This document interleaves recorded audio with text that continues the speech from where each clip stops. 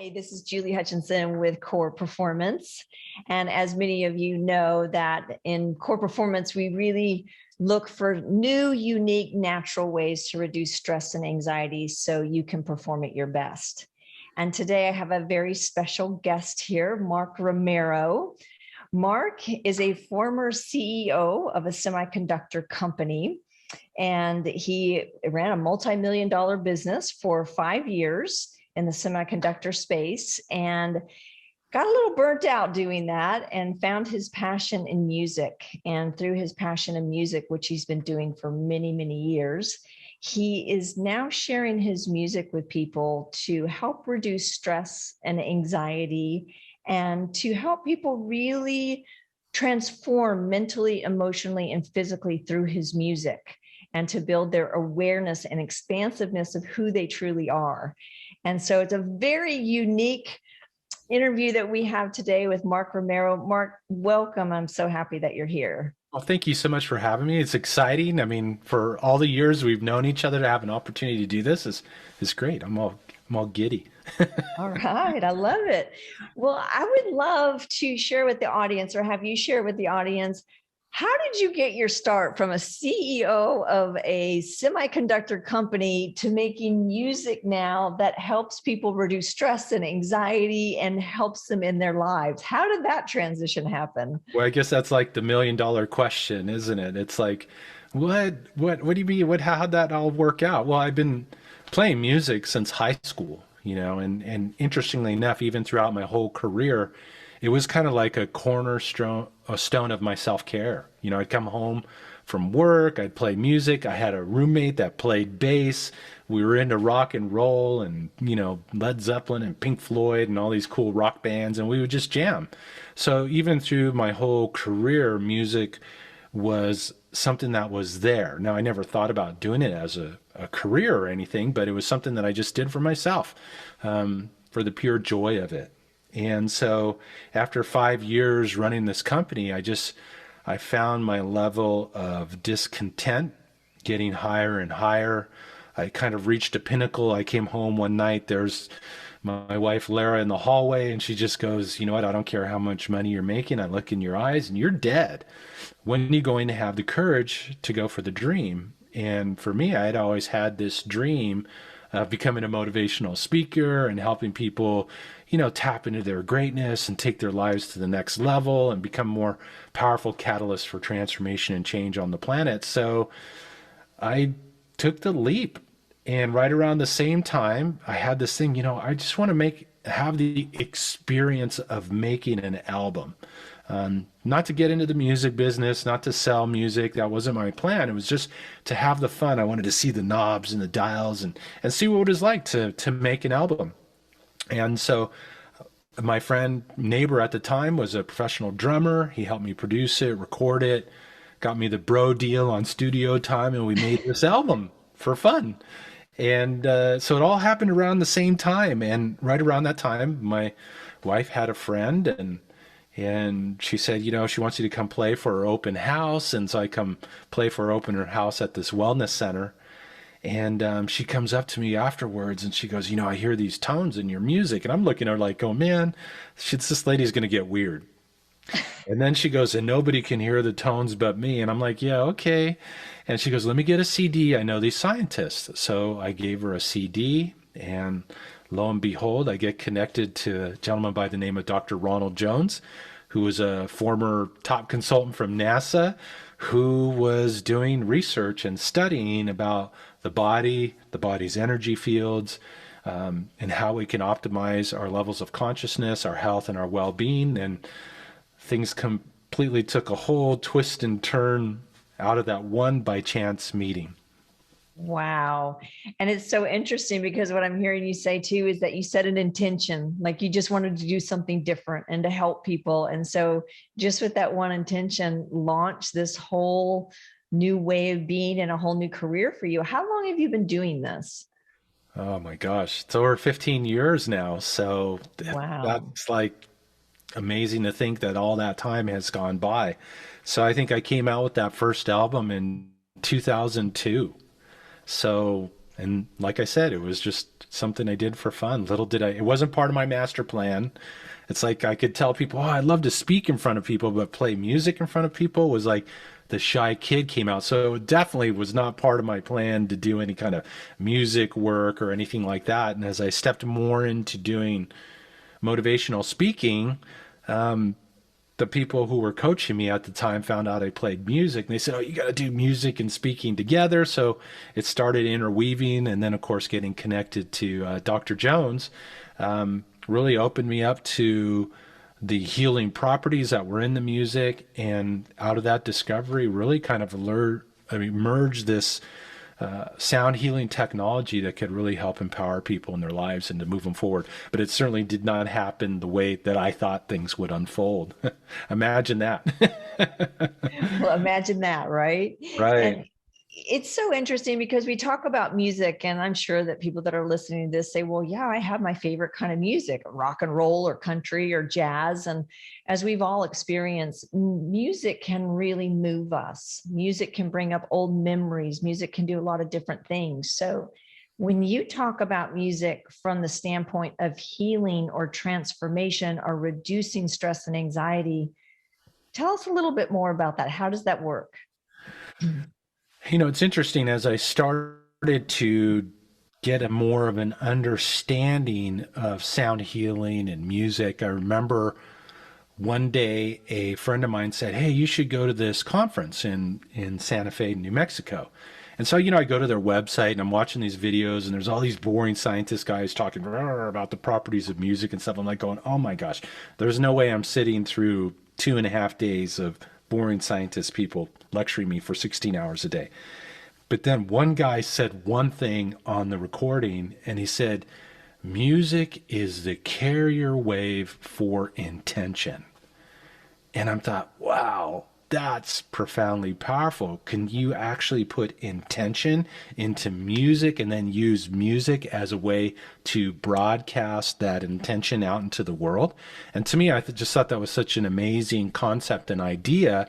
And so as I started to learn more about the energy, these frequencies that the scientists discovered in the music, combining it with intention, and then what could be applied to people in sessions and through guided meditations and different types of processes, how it could really open up to be a very powerful healing and transformational tool. That's really interesting because when I work with clients, we have a biofeedback tool that you can actually see and get feedback on. You talk about a carrier wave, you get feedback when you're in a state of stress, and you get feedback when you're in a state of what we call coherence. Think about a carrier wave that if we're stressed, it's not carrying, it's like this jagged wave, and it doesn't have the frequency, if you will, or the ability to carry very far. Right. When we teach people to move into this state called coherence with positive emotion and positive thought, it's more of a carrier wave.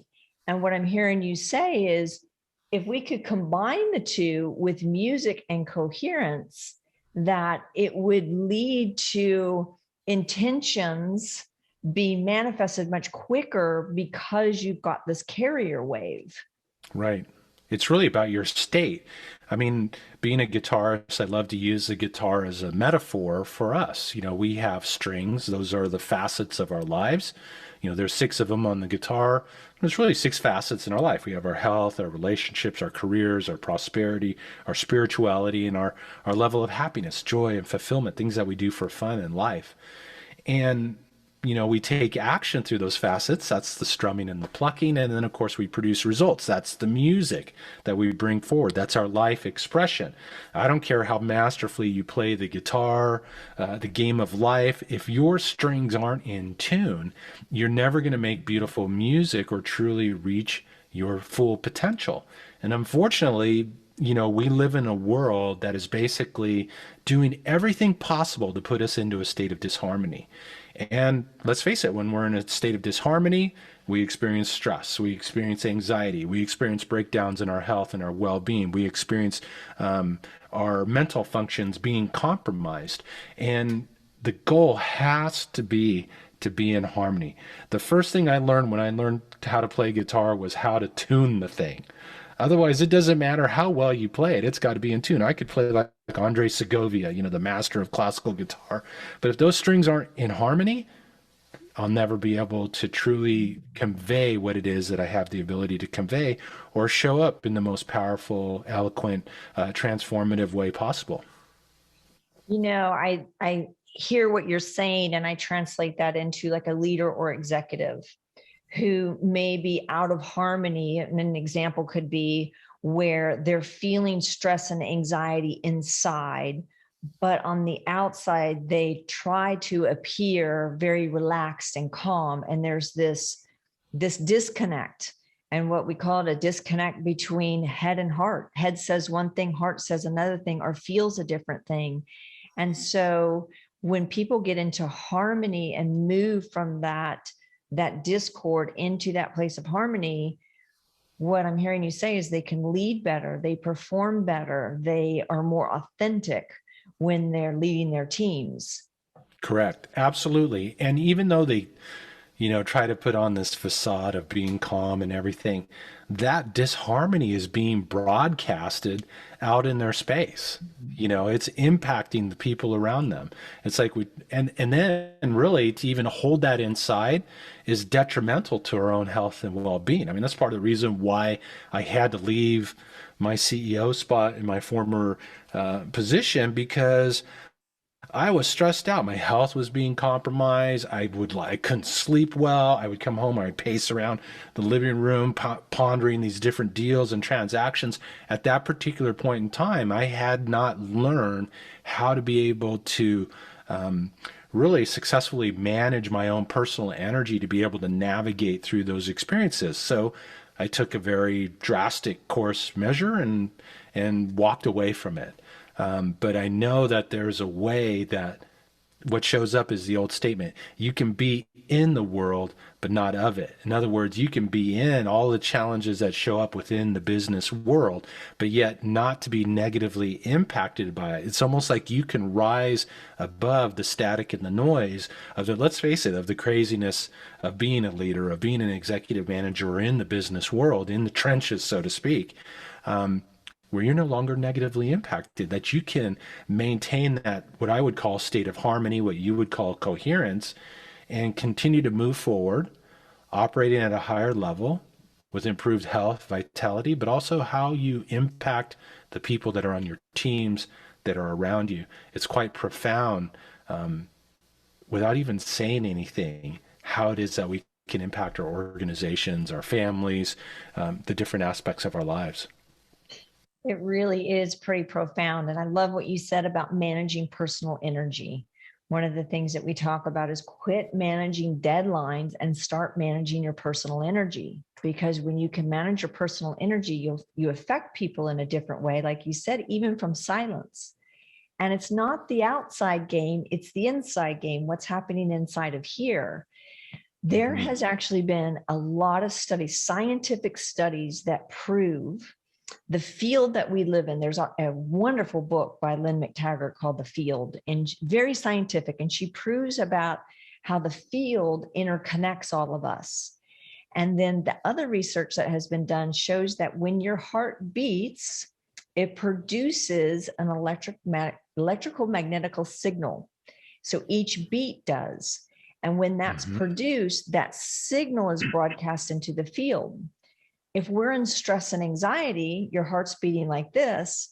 And with 75% accuracy, scientists can tell what emotional state that you're in because they're measuring the field. So if you're in anxiety, for example, that can be broadcast scientifically 8 to 10 feet in front of us. Now, we've all been on calls with people. We could be across the globe on a Zoom call, and you can just look at somebody and go, whoa, that person is really angry today. Or you can look at somebody and go, man, their energy is really great. I love being around them. And they may not have said anything, but you just pick up on that. And so, so what you're saying is your music will help us to change what's happening on the inside and broadcast something different in the field. Is that correct? That is correct. And I think one of the things is that, when we think of, let's, use business as an example, I mean, let's face it, you have challenges, you have deadlines, you have things, maybe something doesn't get done correctly or whatever, and all that stuff that shows up. But that's just part of it. The other part is the hidden things in our everyday lives that are impacting our energy. As you mentioned, we have this field of energy. It's almost like strings. I call it the Mark Romero string theory, right? The strings of energy that make us up. Forget Einstein. Okay, I have my own string theory. Um, you know, and this energy is impacted by our environment. We live in a world, and this was the main driving force of the scientists that I got connected with. We live in a world that has up to over 80,000 man-made chemicals in our air, food, and water. Those are what they called energy disruptors, or what would put our energy into a state of disharmony. We've also become very reliant upon our technology. Everybody has cell phone, Wi-Fi, smart meters, 5G, 4G, 3G. We are being bombarded by countless electronic disruptors in our space that are impacting our energy. And that's even before we even get into what's going on between our ears. So we are literally have so many energy disruptors and things trying to put us into a state of disharmony. And that's the energy that they discovered in the music. It basically eliminates the negative effects of all this stuff in the environment. So you're able to be in tune, be in harmony, or what you would call being in coherence, just walking through the space when there's so many different things that are impacting your state of being. And it wasn't until later that I realized I could use that same energetic state of harmony as a way to help people to get in between that area between the ears, the old thoughts, the old stories, the limiting beliefs that we all hold to one degree or another that are disharmonious in nature and that are basically outpicturing as the challenges we experience in our lives. And when you're in that state, it's almost like, and I'm sure you probably have discovered this with your work, it's almost like you can open a pathway to yourself and make it really easy to reach in and let go of what's no longer serving you anymore, but also to plant the seeds for how you do want to be, whether it's more confidence, whether it's to be more loving, whether it's to have a larger impact upon people that you're working with. We have that ability, and it's amazing what can open up, how we can unfold a whole nother level of our power when we're in that state of coherence or in tune or in harmony.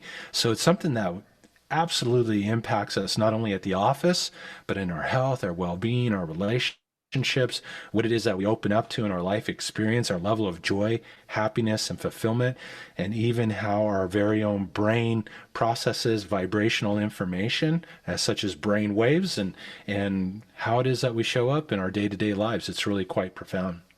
Wow. So much richness in what you're talking about. And one of the things that I always share is that this is from the National Science Foundation.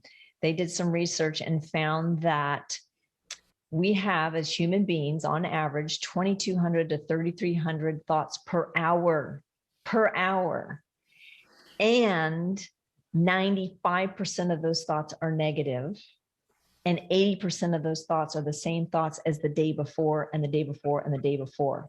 So there's a lot of things happening in the subconscious realm, but when we can consciously shift our thoughts and bring in things such as what you're doing, the sound healing, what I'm hearing you say is that we can literally get ourselves out of the way, right? Those old habits, those tapes and the chatter that goes on in our heads, and we can bring head and heart into alignment to find that beautiful, nice, coherent state. Absolutely. So it's interesting because as you shared this, you talked about the subconscious beliefs, and there's been a lot of terminology about the depth and the expansiveness of the subconscious mind, but the subconscious mind will always make itself known around us in our experiences, in our own health and well-being, in our relationships, in the levels of prosperity that we're able to open up to, in our careers. If we experience disharmony in our outer world or in our health and our body, it's always a reflection of the disharmony that we hold within our own selves. But yet we all have this ability to command and move energy.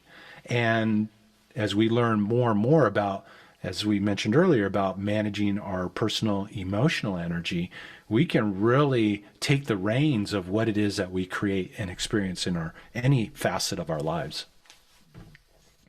Do you have an example of maybe somebody that you've worked with that you've actually moved them from disharmony into harmony? What happened for them from a physical, mental, and emotional standpoint, maybe a before and an after? And what were the results after working with them? And how did you do it?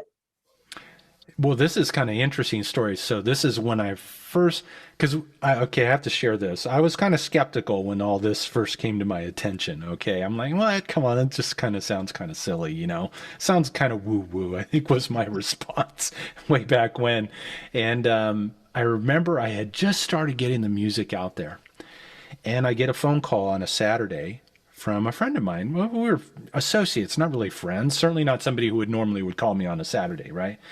And she goes, Mark, I'm so glad I got a hold of you. I said, well, what's going on? She goes, well, I'm in the hospital. I go, what are you in the hospital for? She goes, well, I just had a hysterectomy, major surgery. I go, okay, like, what are you doing calling me? And she goes, I had your music. I made the surgeons play the music while they operated on me. She goes, this was yesterday. My energy is off the charts today. I feel great. They're like blown away at how I've responded, post things. And she goes, and on top of that, the surgeons asked me to get a hold of you to send down CDs because it's the first time they'd ever done a procedure that long without having the tightness and the stiffness in the back being hunched over working on somebody's innards. So she goes, there's something definitely going on about this. And I kind of go, wow, that's pretty great. And that's just by playing the music in the space. It's not even combining it with internal work or meditations or something like that. So that was really the first piece that kind of presented itself to me. And then I started getting, people who had children who were autistic on the spectrum, and how playing the music in the environment could improve the communication back and forth between the individual and then the individual that was on the spectrum, where normally that would be a challenge because of lack of focus or something to that effect.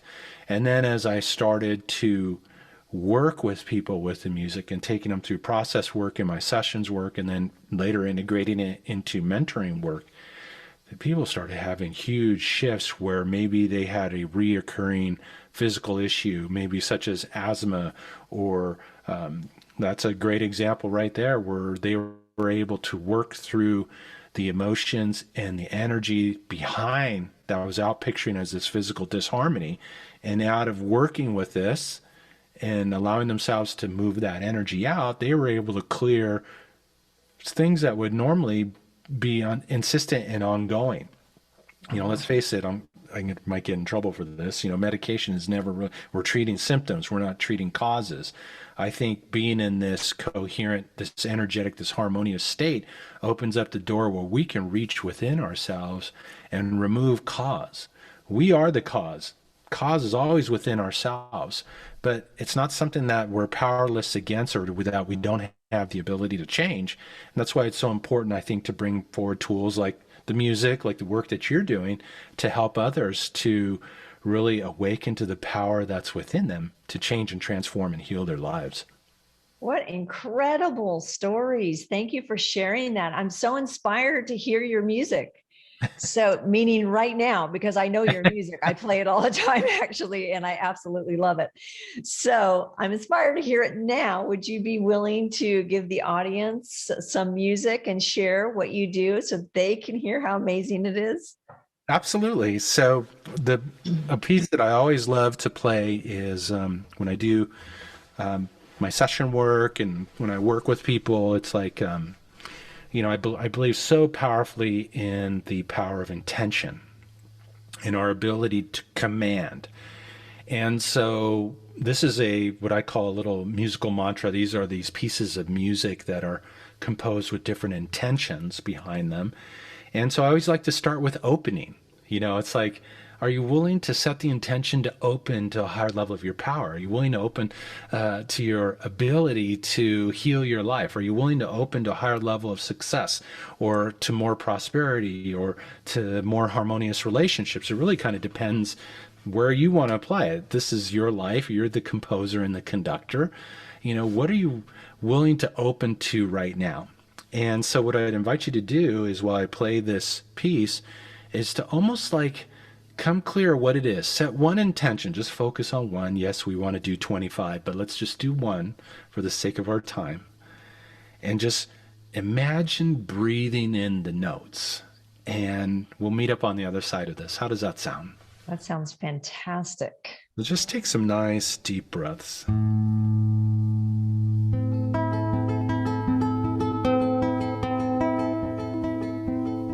Bringing your attention inward.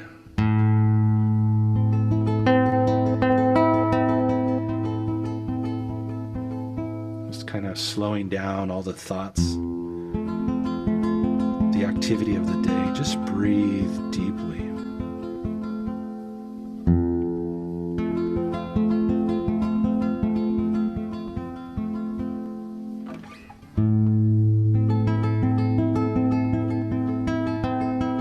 Watching the breaths rise and fall.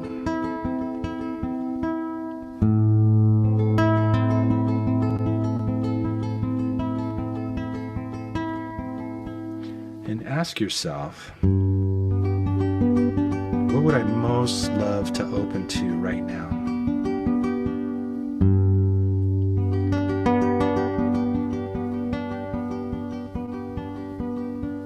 And in all of your power, just set the intention to bring that to fruition.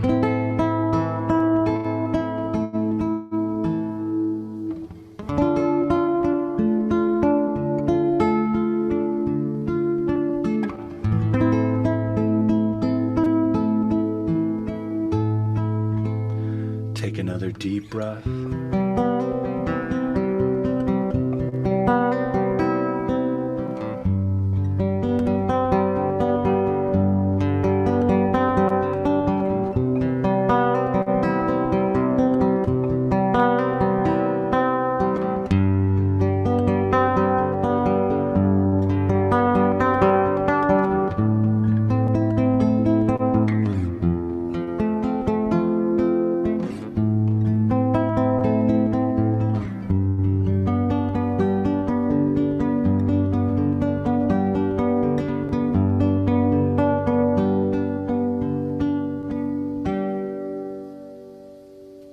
Mastery begins within.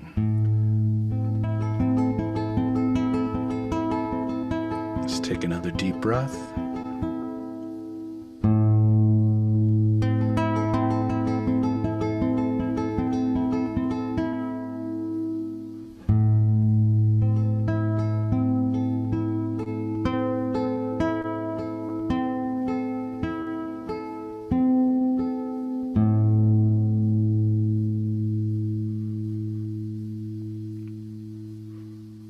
Just take another open mouth. Inhale, open mouth, let it go. And there you go, a little musical process for opening. Wow. I have goosebumps all over right now. That was really beautiful. And I'm so glad that you said just pick one, because as soon as I shut my eyes, I had my one, but about 4 other ones came in, and I just rested in truth. I would like to open to truth at every level. And as I just breathe this in and out, I literally could feel my heart opening in a whole nother way, almost like this portal opened. Oh, it's so cool. And then we can always take it to another step. Another level is take one step in the direction of what it is that you desire. So for you, what would be a great step to take in that direction? What's the first thing that pops in? Don't think about it too much. Just allow what comes in to come in and take that little step on. It doesn't have to be anything major. It could be just maybe writing down some affirmations, for example, in your journal, or maybe some things you love and appreciate about yourself, or maybe getting out in nature for a walk or something. You decide, take that on.